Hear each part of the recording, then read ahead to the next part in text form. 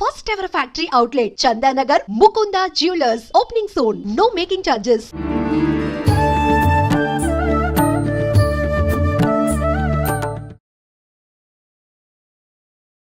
నమస్కారం, welcome to I dream. ధర్మ మార్గం విత్ విజిత కార్యక్రమానికి స్వాగతం. ప్రస్తుతం మనతో పాటు ఉన్నారు 109 బాబా సంత్ సదానందగిరి స్వామీజీ. ఇప్పుడు వారితో మాట్లాడి మరిన్ని విషయాలు తెలుసుకుందాం. మనకున్న సందేహాలన్నింటినీ కూడా నివృత్తి చేసుకునే ప్రయత్నం చేద్దాం. హరి ఓం స్వామీజీ. జై గురుదేవ్. స్వామీజీ, సృష్టి అసలు సృష్టి ఎలా ప్రారంభమైంది అంటే మనకిప్పుడున్న దేవుళ్ళందరూ కూడా సృష్టికి మనకు బ్రహ్మ విష్ణు మహేశ్వరుడు వీళ్ళే సృష్టి స్థితి లయకారకులు అంటాము. కానీ వీరికన్నా ముందర మళ్ళీ శక్తి ఉంది అని చెప్పి ఆవిడ ద్వారానే ఈ సృష్టి అంటాము. అసలు ఏంటి ఇది? ఎక్కడో ఏదో ఒక కన్ఫ్యూజన్ అనేది ఎప్పుడు ఉంటూనే ఉంటుంది. దానికి ఒక క్లారిటీ ఇవ్వండి స్వామీజీ. ఔం యస్యాద్విరతవక్రాద్యాః పారిషద్యాః పరస్యతతం విఘ్నం నిఘ్నంతి సతతం విశ్వశ్రేణం తమాశ్రయే. అంబ నవాంబుజోజ్వలకరాంబుజ శారదా చంద్రచంద్రికాడంబర చారుమూర్తి ప్రకటస్ఫురభూషణరత్నరోచిరాచుంబిత దిగ్విభాగ శృతిసూక్త విభక్త నిజ ప్రభావ భావాడంబర వీధి విస్తృత విహారి మమ్మెల్లరున్ కృపచూడుము భారతి. జ్ఞానానందమయం దేవం నిర్మల స్ఫటికాకృతిం ఆధారం సర్వ విద్యానాం శ్రీ హయగ్రీవ గురుం ఉపాస్మహే. ఔంకార పంజరసుఖీం ఉపనిషదుద్యానవనకేలికలకంఠీం ఆగమన విపిన మయూరీం అంతర్విభావయే గౌరీ. మా గురుదేవులైనటువంటి మహంత హిమాలయ గిరిజీ మహారాజ్ వారి పాదపద్మంలోని మనసులో స్మరించుకొని ఐ డ్రీమ్ టీవీ వీక్షకులందరికీ శుభములు సదా కలగాలని ఆకాంక్షిస్తూ మాత అడిగిన ప్రశ్న, ఈ సృష్టి ఎలా మొదలైంది? మనకందరికీ సాధారణంగా బ్రహ్మ సృష్టి చేస్తాడు, విష్ణువు ప్రొటెక్ట్ చేస్తాడు, శివుడు లయం చేస్తాడు అని మనం అనుకుంటే ఇంగ్లీష్ వాళ్ళు ఆ ముగ్గురిని కలిపి గాడ్ అని పిలుచుకుంటున్నారు. జనరైజేషన్, ఆర్గనైజేషన్, డిస్ట్రక్షన్, జిఓడి డాగ్ అని. సో ఏదో ఒక రూపులో మన వెనకలో ఒకళ్ళు ఉన్నారు అనేది మానవ సనాతన ధర్మంలో ఒక పాయింట్గా ఉంది. కానీ మన సనాతన భారతీయ ధర్మం ఏం చెప్తుందంటే నిరాకార బ్రహ్మం ఎప్పటికీ నిత్యంగా ఉండేది. నిత్యం కానిదంతా మార్పు చెందుతూ ఉంటుంది. జగత్తు అంటారు, జన్మించి గతించేది అన్న అర్థం, ఆ అర్థంలో వస్తుంది. సో ఈ జగత్తు పుట్టుకలు జరిగిపోతానే ఉంటాయి, మళ్ళీ వస్తానే ఉంటాయి. అదే బ్రహ్మ చేసే పని. మరి బ్రహ్మని ఎవడు పుట్టించాడు అనే పాయింట్ వస్తుంది. అక్కడ వచ్చినప్పుడు మనం చెప్పే ఈ నిరాకార పరబ్రహ్మ నిత్యం సత్యం ఏదైతే ఉందో అది. సత్యము భూతము అనే రెండు పదాలు వాడతాం. భూతం అన్నా సత్యమే, సత్యం అన్నా సత్యమే. మరి సత్యం వద్ద సత్యం బ్రూయాత్, శుభం బ్రూయాత్ రెండు మాటలు అంటాం. ఎందుకంటే వ్యావహారిక నిజం ఒకటి, నిత్యము మారని నిజం ఒకటి. సూర్యుడు తూర్పున ఉదయిస్తున్నాడు, పాక్షిక సత్యం, అది నిజమే. కానీ పూర్తి సూర్యుడు ఎప్పుడూ ఉన్నాడు. మన భూమి తిరగడంతో రాత్రి పగలు మనకి ఏర్పడి ఆయన ఏదో పొడుస్తున్నాడు, అస్తమిస్తున్నాడు అని అనుకుంటాం. కానీ అది తాత్కాలికంగా నిజమే. ప్రతిరోజు సూర్యుడు పుడుతున్నాడు, ప్రతిరోజు సూర్యుడు అస్తమిస్తున్నాడు. దాని వెనకల అసలైన నిత్యం సత్యం అనేది ఏదంటే ఆయన నిత్యము వెలుగొందుతూనే ఉన్నాడు. ఈ గ్రహాలు తిరగడం మూలంగా ఈ మార్పులు జరుగుతాయి. సో అట్లాగానే ఈ మూడు తాత్కాలిక సత్యమైతే దీని వెనకల నిత్య సత్యమైనటువంటి పరబ్రహ్మం ఒకటి ఉంది అని అంటాం. ఏ సృష్టి లేని ఒక కాలమందు ఆయనలో ఒక్క సంకల్పం పుట్టింది. నేను అనేకమగుదును కాక ఏకానేకో హమస్మి అని ఒక్క సంకల్పం అనుకున్నప్పుడు ఈ కోటాను కోట్ల బ్రహ్మాండాలు ఒక్కొక్క బ్రహ్మాండానికి ఒక్కొక్క బ్రహ్మ విష్ణు మహేశ్వరుడుగా తయారైనారు. అటువంటి కోటాను కోట్ల బ్రహ్మాండాలలో ఒక్క బ్రహ్మాండం మనం చెప్పబడే ఇంగ్లీష్ వాడు చెప్పే మిల్కీ వే గెలాక్సీ. ఆ బ్రహ్మాండంలో ఒక సూర్యుడు, ఆ సూర్యుడు చుట్టూ నవగ్రహాలు. లివింగ్ పాయింట్ ఏరియా అని చెప్పేసి సైంటిస్టులు చెప్తాడు. సూర్యుడికి భూమికి ఇంత 150 కోట్ల కిలోమీటర్ల డిస్టెన్స్లో ఉన్నప్పుడు మాత్రమే జీవానికి ప్రారంభమని సైన్స్ అంటుంది. కానీ మన వాళ్ళు ప్రతి బ్రహ్మాండంలోనూ ఒక్కొక్క సూర్యుడు అన్నీ ఉన్నాడు. అంటే దేవతలు దేవుళ్ళు కూడా ఒక్కొక్క బ్రహ్మాండానికి ఒక్కొక్కరు, మనం ఎలా అయితే జన్మలు తీసుకుంటామో వాళ్ళ అవతారాలు మళ్ళీ సేమ్ అక్కడ స్వర్గలోకాలు, ఇంద్రలోకాలు, వరుణలోకాలు, అన్ని లోకాలు, అన్ని అన్ని అన్ని అన్ని అన్ని యాజ్ ఇట్ ఈస్. ఇక్కడ ఇప్పుడు మనమిద్దరు ఇక్కడ ఎట్లా ఇంటర్వ్యూ తీసుకుంటున్నామో ఇంకో లోకంలో కూడా అక్కడే ఉన్నాం. ఇప్పుడు స్వామీజీ మనకు యుగాంతం వచ్చి ఒక యుగం అంతమైపోయి ఇంకో యుగంలోకి వెళ్తామంటారు. అప్పుడు కంప్లీట్ గా ఇప్పుడున్నదంతా పోయి కొత్తగా ఇంకొకటి వస్తుంది అని. యుగాంతంలో వచ్చేది తాత్కాలిక ప్రళయము అంటారు.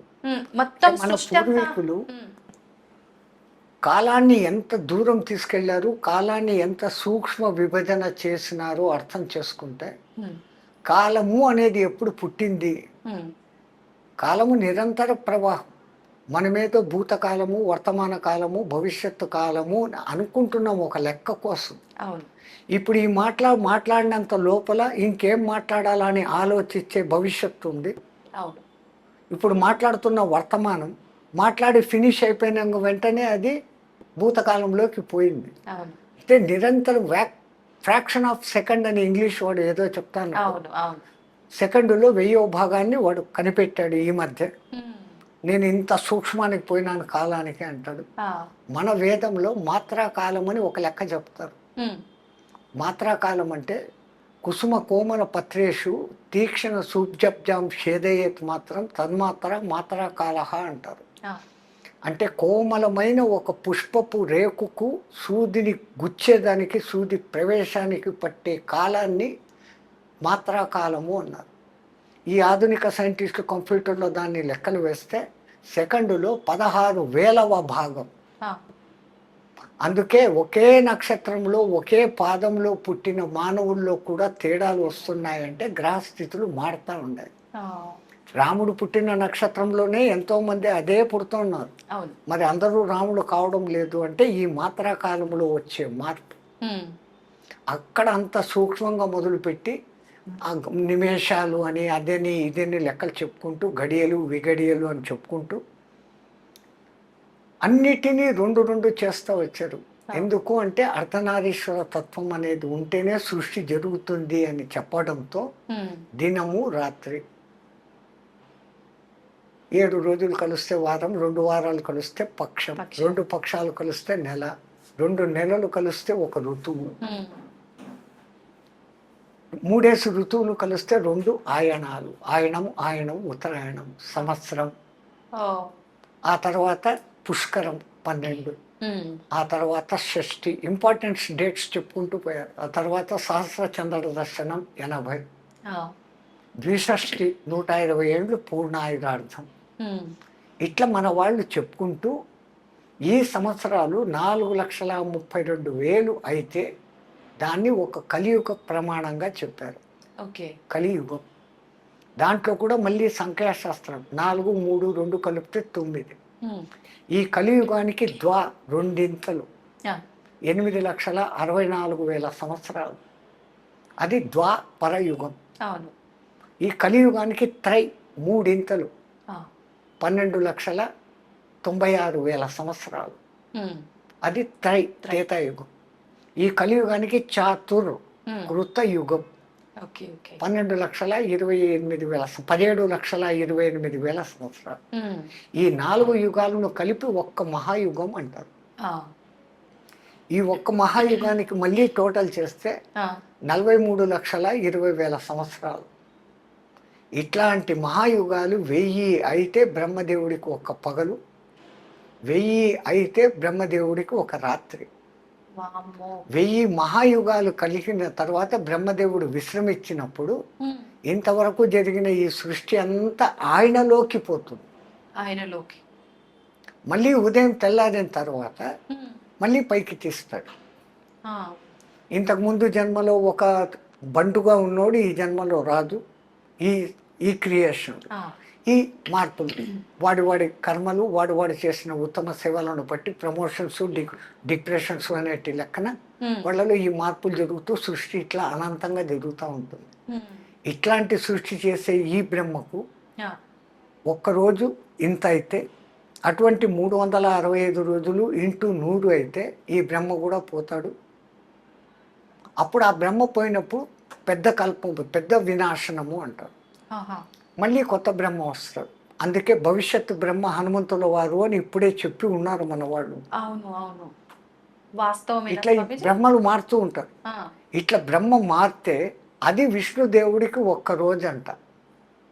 విష్ణుదేవుడికి ఒక్కరోజు. అట్లా శ్రీ మహావిష్ణువుకు ఒక్కరోజు ఇంటూ 365 ఇంటూ 100 వేస్తే ఆ శ్రీ మహావిష్ణువు కూడా కరారవిందేన పదారవిందం ముఖారవిందేన వినివేశయంతం వటస్య పటస్య పుటేశయనం బాలముకుందం మనసాస్మరామేని బాలముకుందుడు అయిపోతాడంట. ఆయన అట్లా బాలముకుందుడు అయితే అది శివ పరమాత్మకు ఒక్క ఉచ్ఛ్వాస నిశ్వాస కాలం అంట. అట్లా శివ పరమాత్మకు 21,600 హంస జపము జరిగిపోతే ఆయనకు ఒక్క రోజు. అటువంటి రోజులు ఇంటూ 365 ఇంటూ 100 అయితే ఆయన జగన్మాతలో కలిసిపోతాడంట. అట్లా జగన్మాతలో కలిసిపోతే ఆ కాల సమయం జగన్మాతకు ఒక్క రెప్పపాటు కాలం అంట. మీరు ఈ ఇంటూలు చేసుకుంటూ పోతే ఏ కంప్యూటర్లో పట్టదు, కోట్ల పేజీల పుస్తకంలో సున్నాలు పెట్టుకుంటూ పోతే కూడా చేత కాదు. మన పూర్వీకులు అనంత కాలాన్ని అట్లా చెప్పారు, సూక్ష్మ కాలాన్ని ఇట్లా చెప్పారు. అట్లా నేను ఏకానేకో హమస్మి అనుకున్న ఆ పరబ్రహ్మ ఒక్క లక్ష్యంతో ఈ సృష్టి ఏర్పడింది అని సనాతన ధర్మం వాళ్ళు చెప్తారు. ఈ ఆధునిక సైంటిస్టులు సూర్యుడు పుట్టడము, ఈ గెలాక్సీ పుట్టడము ఇదంతా 198 కోట్ల సంవత్సరాలు వాళ్ళకి వచ్చారు అప్రాక్సిమేట్ లెక్క. వాళ్ళ లెక్క మన లెక్క కరెక్టు అనే దానికి మనము సంకల్పం చెప్పుకునేటప్పుడు ఆద్య బ్రహ్మ ద్వితీయ పరార్థే అంటాం. అంటే ఇప్పుడున్నటువంటి బ్రహ్మ యొక్క 50 ఏళ్ళు నిండిపోయి 51వ బర్త్డే ఫస్ట్ డేట్లో ఉన్నాడు అని. మరి ఇప్పుడు నేను చెప్పిన లెక్క ప్రకారము ఈ ఇన్ని లక్షల సంవత్సరాలన్నింటినీ కలుపుకుంటూ ఇంటూ 50 సంవత్సరాలు చేస్తే అది 203 కోట్ల సంవత్సరాలకు వస్తుంది. అంటే ఈ సైంటిస్టులు చెప్తున్న దానికి అదికి ఒకటే. ఎక్కడ తేడా అంటే అంతా ఈ 198 ఏళ్ల క్రితం బిగ్ బ్యాంగ్ జరిగి విశ్వం పెరిగినప్పుడు భూమి మీద ఏమీ లేదు, భూమి అగ్నిగోళం లాగా ఉండింది. చల్లబడేదానికి కొన్ని కోట్ల సంవత్సరాలు అయింది. ఆ తర్వాత ఈ డైనోసారస్ అనేటివి వచ్చాయి, అవి కూడా అంతరించిపోయినాయి, ఉల్కాపాతాలు జరిగి. ఆ తర్వాత మళ్ళా ఎక్కడో నీళ్లలో ఒక చిన్న జీవం వచ్చింది, అమీబా అనబడేటువంటి మొదటిది. తర్వాతే ద్వికణ జీవిగా మారింది, ఏకకణ జీవి ద్వికణ జీవిగా మారింది, అది కూడా నీళ్ళలోనే. ఇట్లా కణాలు పెరుగుతూ పెరుగుతూ పెరుగుతూ జల జీవాలు ఏర్పడ్డాయి. ఆ జలంలోనే ఉండకుండా మెల్లగా భూమి మీదకి రాను మొదలుపెట్టాయి. నీళ్ళలోకి వస్తూ భూమిలోకి వస్తూ తిరుగుడుతూ ఉన్నాయి కొన్ని వేల సంవత్సరాలు. మళ్ళీ కొన్ని వేల సంవత్సరాలకు నీళ్లను వదిలేసి భూమి మీదనే నివసిస్తున్నాయి. ఆ తర్వాత ఈ జంతు లక్షణాలను వదులుకుంటూ మెల్లగా మానవ లక్షణాలకు పుణికి పుచ్చుకున్నాయి. తర్వాత జంతు లక్షణాలను పూర్తిగా వదిలేసి మానవుడిగా మారినాయి. మానవుడు తెలివితేటలు పెంచుకున్నాడు, ఆయుధాలు కనిపెట్టినాడు, రాజ్యాలు ఏర్పాటు చేసుకున్నాడు. ఆ తర్వాత అతని బ్రెయిన్ పూర్తిగా వికసించి అన్నిటి మీద కమాండ్ తీసుకున్న స్థాయికి వచ్చాడు అని సైంటిస్టులు అంటారు. మన సనాతన ధర్మంలో దశావతారాలు చెప్పారు. దశావతారాలలో మొట్టమొదటి చేప, మత్స్యావతారం, అది నీళ్లలో. రెండవ అవతారం కూర్మావతారం, నీళ్లలోనూ ఉంటుంది, భూమి మీద ఉంటుంది. మూడవది నీళ్లను పూర్తిగా వదిలేసి భూమి మీదనే ఉండేది, వరాహ అవతారం.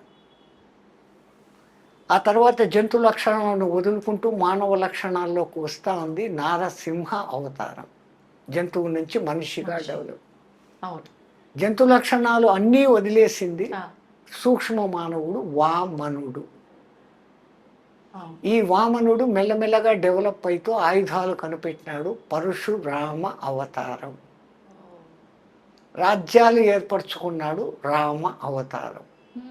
పూర్ణ మానవుడిగా మారినాడు శ్రీకృష్ణ పరమాత్మ. నవ దశావతారాలకు దీనికి ఇంచుమించు అన్ని దగ్గరే. వాళ్ళ దృక్కోణం వేరే, మన దృక్కోణం వేరే. దృష్టి మారుతుంది కానీ సృష్టిలో మార్పు లేదు. ఆ సృష్టి ఇట్లే జరుగుతూ ఉంటుంది, నాశనం అవుతూ ఉంటుంది, పుడుతూ ఉంటుంది అని మనం అంటాం.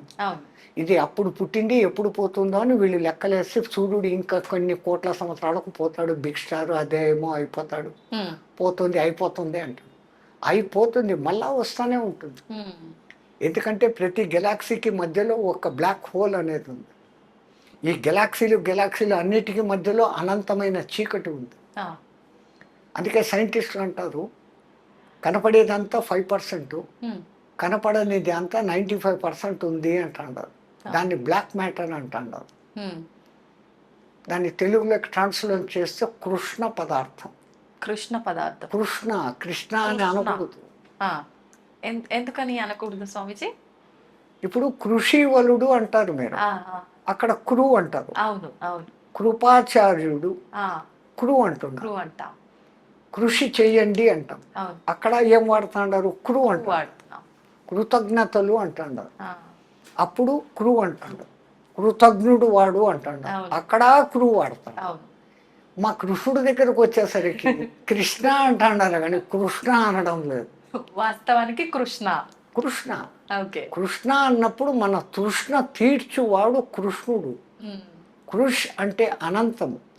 ఆ అనంతాన్ని ఇచ్చువాడు కృష్ణ. అందుకే కృష్ణుని మనం ఆరాధించినప్పుడు ఆ పేరునన్నా సరిగ్గా ఉచ్చరిస్తే వాడు మన మాట వింటాడు. ఎంతసేపు కృష్ణ కృష్ణ అంటే నన్ను కాదులే ఎవడో కృష్ణ అని పిలుస్తున్నాడు, నన్ను పిలవడం లేదు అనుకుంటాడు. ఓకే.